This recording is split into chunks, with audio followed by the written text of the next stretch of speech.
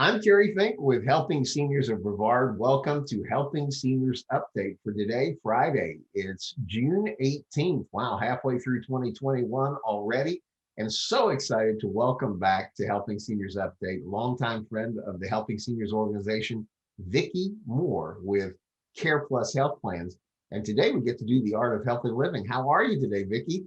I'm doing great, Carrie. It's so good to be here with you today. It seems like it's been a little while, so I'm really happy to get to chat with you and all of your viewers today. Yeah, and we were talking just before we started the recording. There's so much interesting things that are going on, I think, that are positive for seniors. First of all, we're past a lot of the COVID lockdowns, and I think now things are kind of starting to move back in the right direction. We're excited, for example, we're in the middle of our Helping Seniors car raffle events. There's two things going on.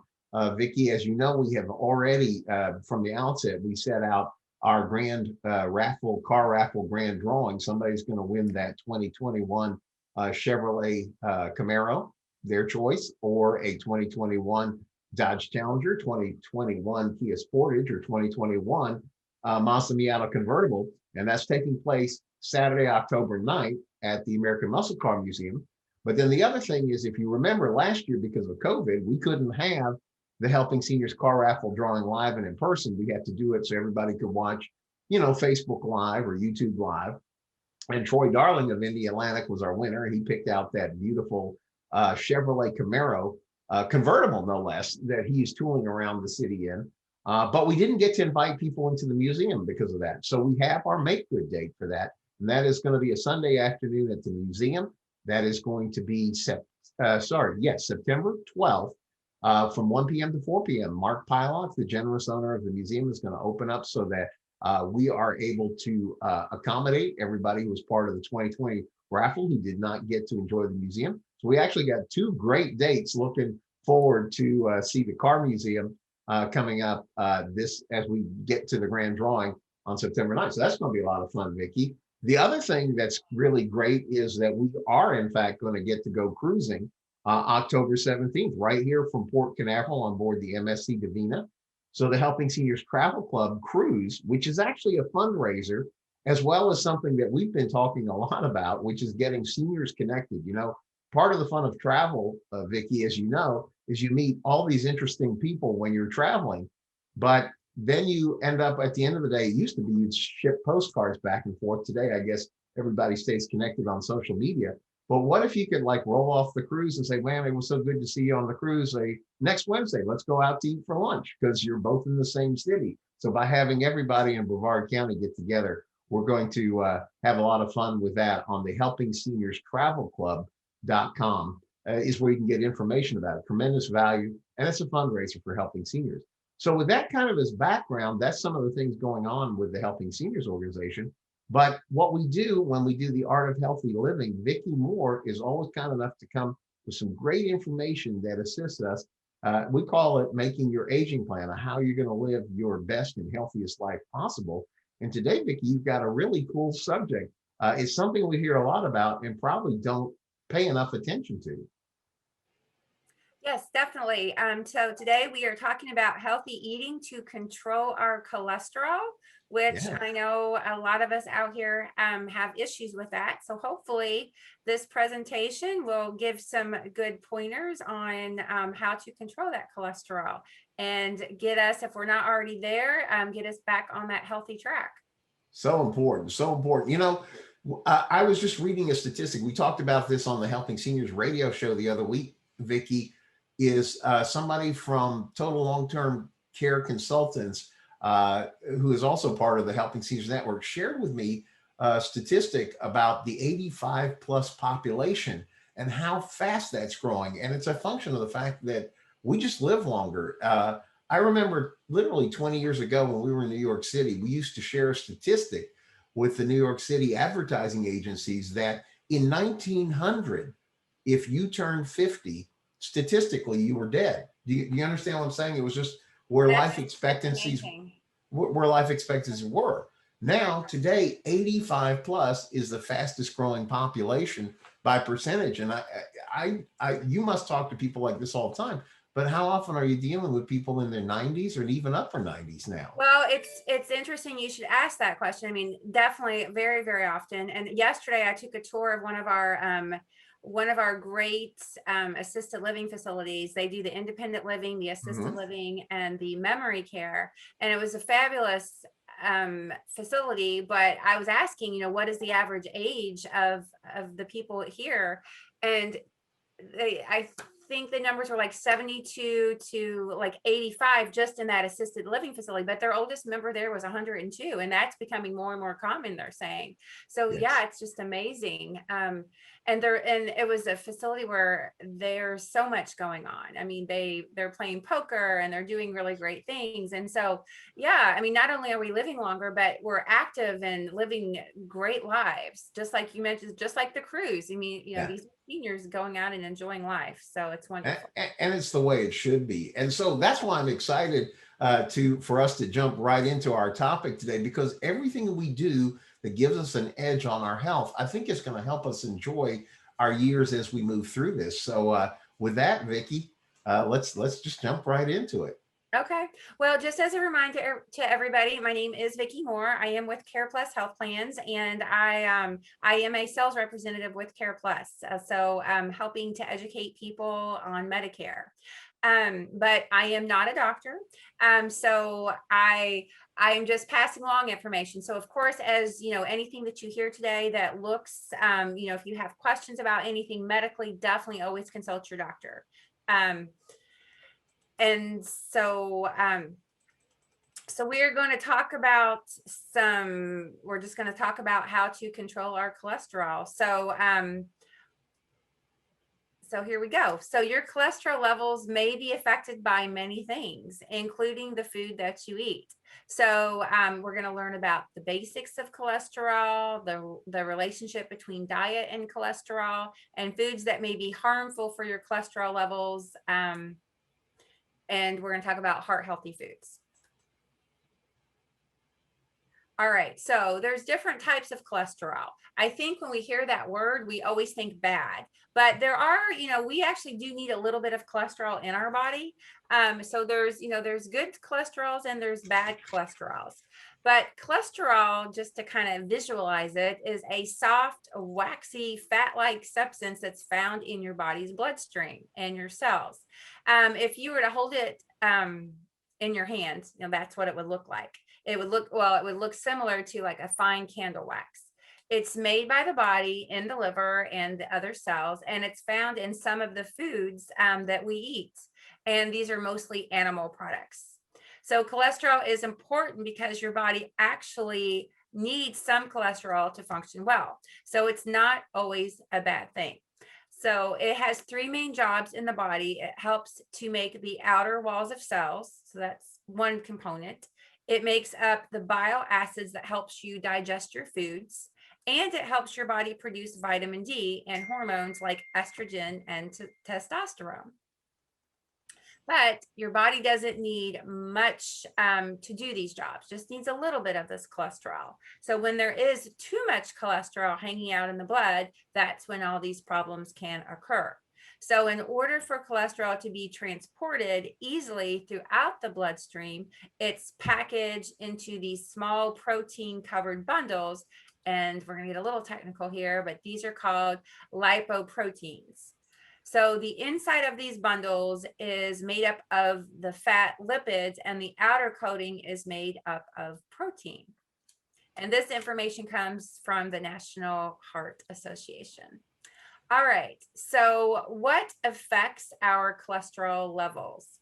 So as you just learned, or as we just learned and talked about, cholesterol travels through the bloodstream attached to a protein as part of a lipoprotein package. Now, I want you guys all to know that there is a quiz at the end of this, so pay close attention, please. Lots of technical stuff here. Okay, so you've got your cholesterol that's traveling through the bloodstream. It's attached to this protein, and it's part of this lipoprotein package. So according to the NHLBI, there are two main types of lipoproteins in your blood. There's the low density and the high density. Each type is named for the ratio of protein to fat. So low density lipoproteins have more fat than protein, And high density proteins have more protein than fat. They act very differently inside the body. The low density lipoproteins, or what we call the LDL, are made up of high levels of fat. So those are the ones we want to stay, we want to have the least of. The LDL bundles are like ferry boats, as a nice example. They transport the cholesterol to different parts of the body and that need it. The LDL cholesterol is often referred to, as I just said, the bad cholesterol, because if you have too much of it in your bloodstream, it can build up in your arteries, which is, of course, what you do not want to happen. The HDL, or the high density lipoproteins, are made up of high levels of protein instead of fat. So the LDL is the bad, the HDL is the good, and it is mostly made up of, it's made up of protein instead of the LDL is made up of the fat. So instead of acting like the ferry boats, the HDL bundles act more like vacuum cleaners. So we're comparing ferry boats to vacuum cleaners. So they suck up the extra cholesterol from your body cells and tissues and take it back to the liver to be used to make the bile, or recycled. HDL cholesterol is often referred to as the good cholesterol. Triglycerides are another type of fat in the blood and in the food. They are not the same as cholesterol, but like cholesterol, triglyceride levels can get too high and may increase the risk for problems with the heart and arteries, according to the NHLBI, that is the National Heart, Lung, and Blood Institute. The higher the level of the LDL cholesterol in the blood, the greater your risk of heart disease. On the other hand, a low level of HDL cholesterol increases your risk. All right. So, Carrie, is that all crystal clear to you now? Yeah, it's an interesting analogy. I've always heard about good cholesterol, bad cholesterol, but had not ever heard that ferry boat versus vacuum cleaner analogy. So that's a great way to keep that in mind. We need more of the vacuum cleaner and a little less of the ferry boat then. Exactly. We don't want all of that fat being transported. We want that fat being sucked out. But we want that protein to stay in our systems. So exactly right. All right. So now we're going to talk about foods that may affect your cholesterol levels. So what sorts of things do affect our cholesterol levels? There's various factors that can cause cholesterol levels to enter into an unhealthy range. Some of these factors can't be controlled, but most can. The two factors that can't be changed or controlled are genetics, which I think all of us know, like our family history. So you can go back and look, what was my dad's or my mom's, my grandparents, what did that look like? And then the second factor is our age. So the amount of the LDL cholesterol your body makes and how fast it's removed from your body is determined in part by your genes. High cholesterol can run in families, but according to the National Heart, Lung, and Blood Institute, very few people develop it based on this factor alone. Blood cholesterol begins to rise around the age of 20 and continues to increase until about the age of 60 or 65. So for women, the LDL levels often rise with menopause. So that's another thing to think about. So, once you're going through that period in your life, then you definitely, want to make sure you're having that checked as well. Because maybe your whole life you haven't had that situation, but menopause can be a trigger. Factors that can be changed include your diet, your body weight, and your activity level. There's 3 nutrients in your diet that make LDL levels rise. That would be saturated fat, which is a type of fat that's mostly found in foods that come from animals. Trans fat, which is a type of the fat mostly found in foods made from hydrogenated oils. And then cholesterol, which only comes from animal products. So excess weight tends to increase your LDL cholesterol levels and your triglycerides, while lowering your helpful HDL cholesterol levels. Okay, so to kind of repeat that,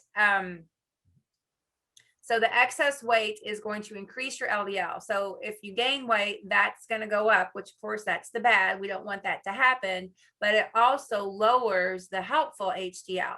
So as we know, gaining weight is not good. And this is just one of the other ways it affects our bodies. So being inactive can also raise your LDL cholesterol levels and lower our HDL cholesterol levels.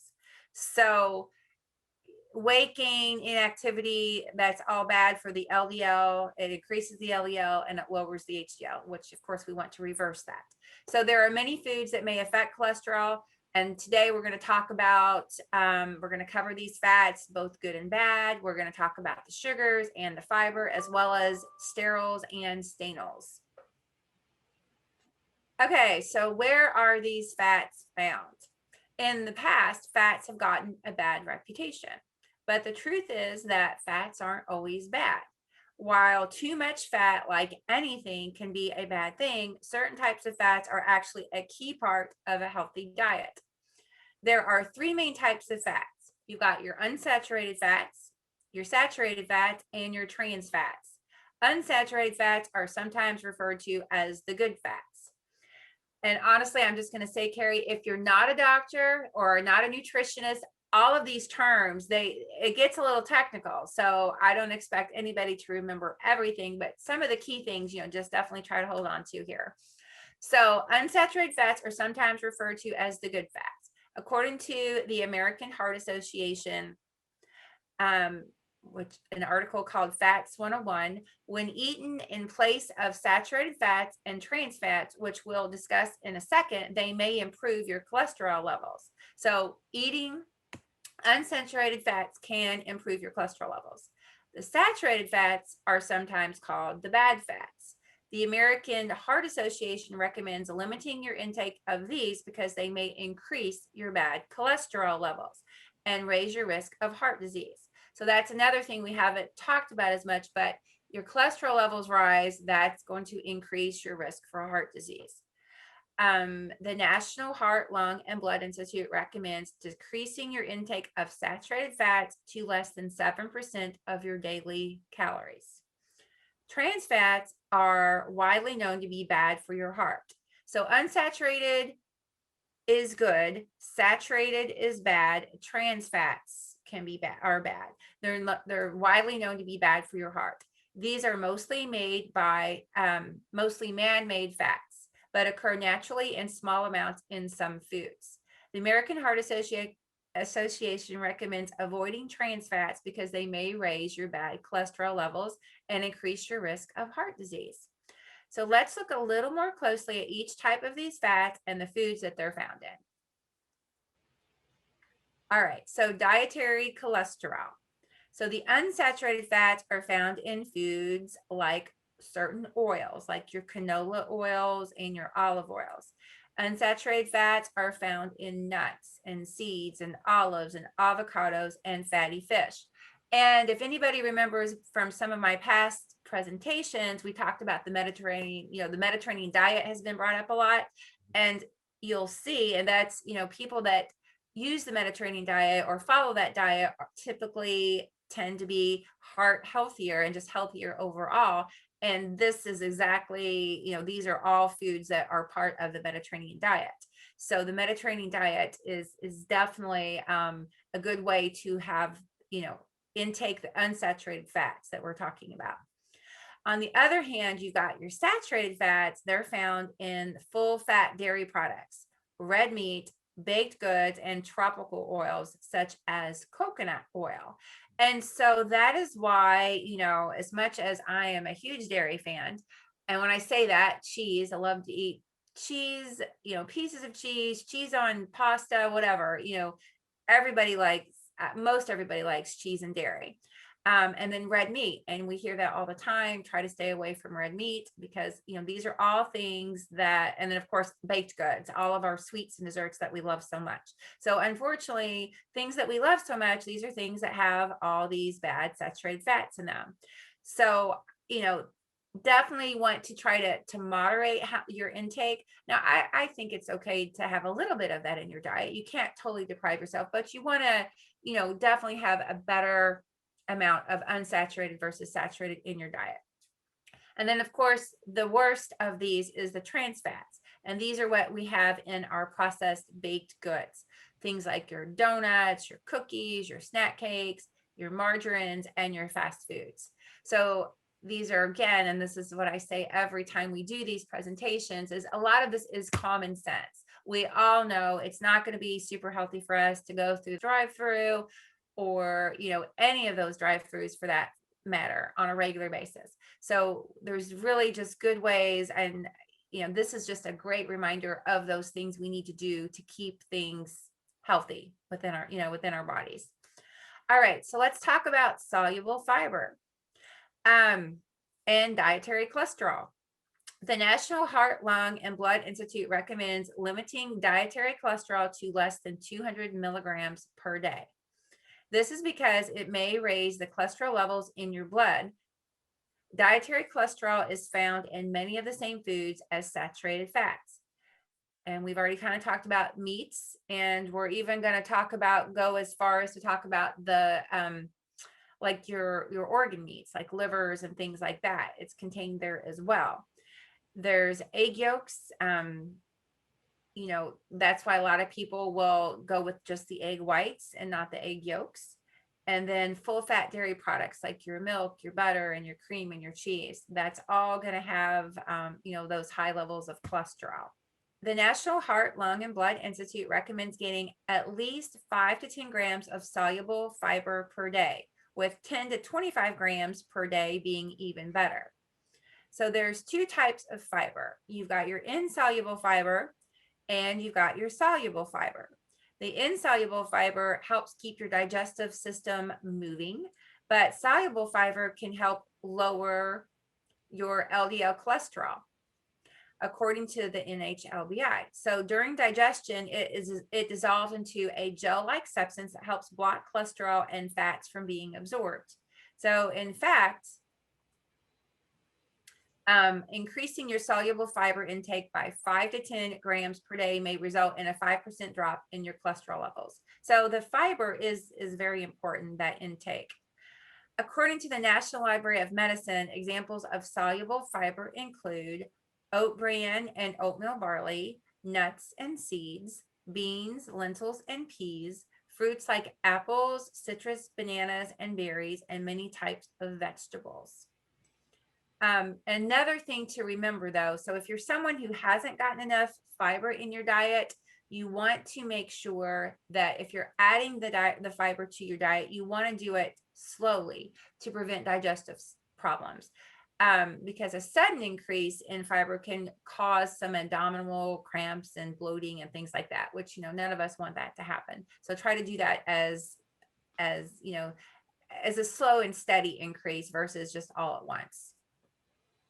All right, so the next thing we're going to talk about are plant stanols and sterols, which are natural substances that are found in plant foods. So according to the NHLBI, they work like soluble fiber to help stop the absorption of cholesterol in the intestines to help lower the bad LDL cholesterol. So if you have these in your body, it's going to help lower that bad cholesterol. So again, that's just another reason to eat, you know, your vegetables. National Heart, Lung, and Blood Institute recommends a daily intake of about 2 grams. They say this may help reduce LDL cholesterol levels by 5 to 15%, perhaps in a matter of weeks. Stanols and sterols may be added to specifically labeled margarines and orange juices. According to the Oregon State University, they are found in all plant foods, but they are in the highest concentrations in raw plant oils like vegetable, nut, and olive oils. Nuts, seeds, whole grains, and legumes also contain some of this as well. Well, that's pretty much the end of our presentation, Carrie. So I thought it was it's pretty helpful. So we know we want to keep as low as possible the LDL cholesterol, and the HDL cholesterol is good. And there's, you know, different ways we can keep that in check within our body. So we just want to make sure we're eating all the right foods to help us do that. You know, as you were going through this, I was thinking this reminded me a little bit, if you remember, one of the other Art of Healthy Living series that you led us through was a great one about you see those labels when you walk into the grocery store, and it was talking about organic foods, and you were actually going into the differences between you know, how to understand those labels, so you really understood, where it was probably wise for you to purchase organic and maybe where it may not be as necessary. And I think that's the value of this entire series, Vicky, is because as you go through those things, we get bombarded with advertisements. We see it when we go into the grocery stores. And for me, anyway, a lot of this is generally confusing. But again, as you break this out in this Art of Healthy Living series, you're really helping us to see how we can really benefit by taking some of this into account. And I think that's the reason that all of this is so important. And by the way, viewer, if you are not familiar, all of the Art of Healthy Living series is archived. You can find them on the Helping Seniors of Brevard.org website, helpingseniors.of You can also, if you like YouTube, just pop them up on your YouTube channel. I don't know about you, Vicky, but now with casting, to your TV, you can take your small phone and throw it up there on the big screen so you can just watch the whole thing.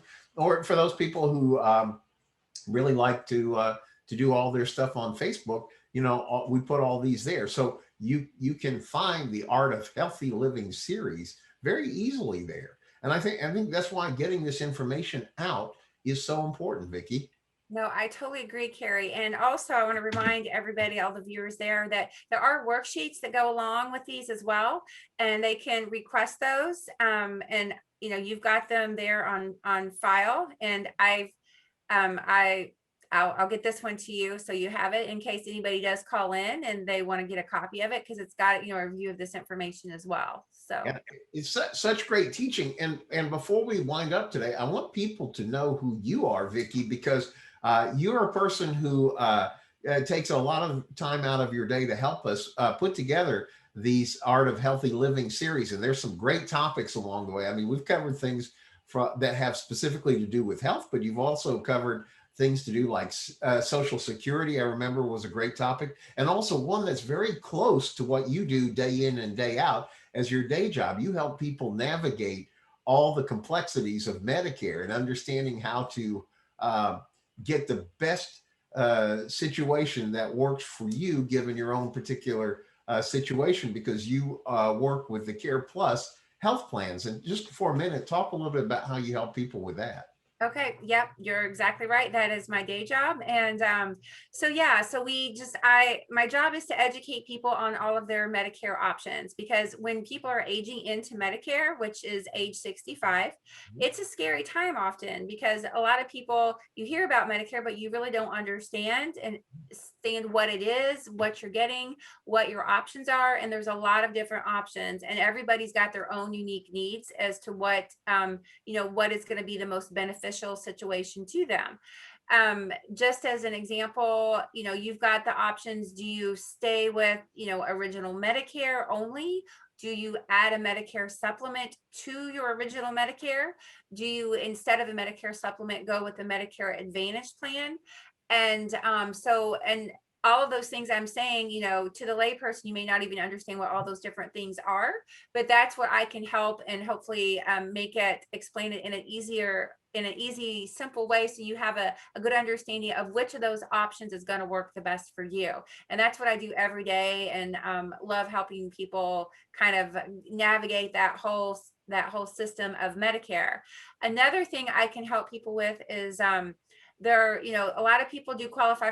You do qualify for Medicare once you turn age 65, but there are some people that qualify for Medicare once they've been on Social Security disability for 25 months. So that 25th month, they also then are eligible for Medicare Part A and Part B, which allows them to choose a Medicare plan option, such as a supplement or an Advantage plan. So that's something else. And then there's people that may not realize they also qualify for Medicaid. So there's dual people that have Medicare and Medicaid. And every single day I run into people that don't realize that their income allows them to actually even get Medicaid. And so I can help them figure that out and get what they should have. And that helps in a lot of different ways with offset costs and things like that. So definitely a lot of different things I can do to kind of help and navigate and educate with Medicare. That's one of the things that I wanted to also point out is like, when you run into this stuff, this is why Joe Steckler, our president and founder, is always serious about this thing that he calls having an aging plan, because there's so much complexity to all these dimensions. Just when you say simple words, to you, because you work with them every day, like Medicare and Medicaid, to the average person, we may not even understand we may think, Medicaid is one thing and we probably have it or potentially have it backwards or wrong. And why would you not take advantage of somebody who has expertise, who really knows how to help you navigate based on your custom situation? Because everybody's scenario is not the same as the person next door. There's medical factors, there's economic factors, there's all these other parameters, I guess, prescription factors that you're able to take into account and help somebody figure the best path given their particular situation. And Vicki, I think that's where taking advantage of somebody's experience and knowledge in a certain, why would you want to go this alone?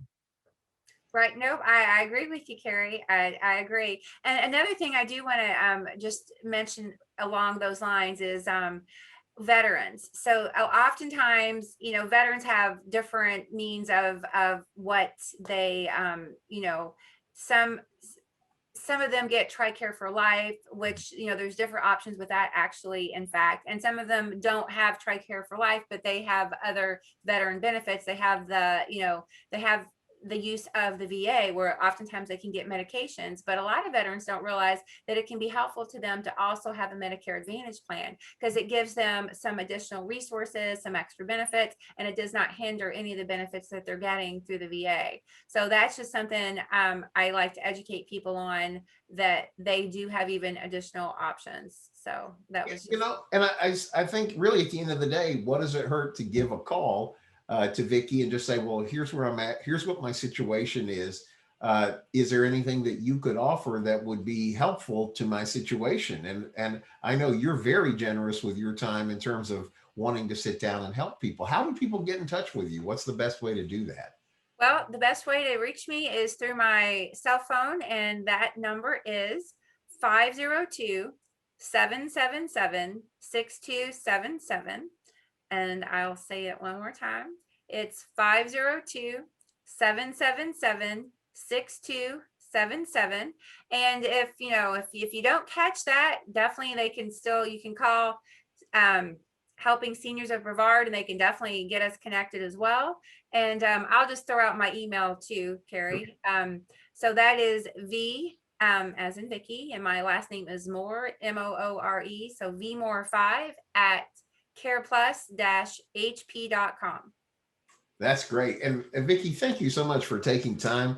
I know you are a very busy person and doing so many important things, helping seniors in Brevard anyway, as they try to navigate as best they can through all the Medicare, Medicaid, like you said, veteran questions and everything. And you're just a great resource and we're very blessed that you're willing to share your time and also present the Art of Healthy Living series. So thank you again for doing that. And thank you, viewer, for joining us today for Helping Seniors Update. We'll look forward to seeing you again right here for the next Helping Seniors Update. Thanks again, Vicki. Thank you, Carrie. Have a great day.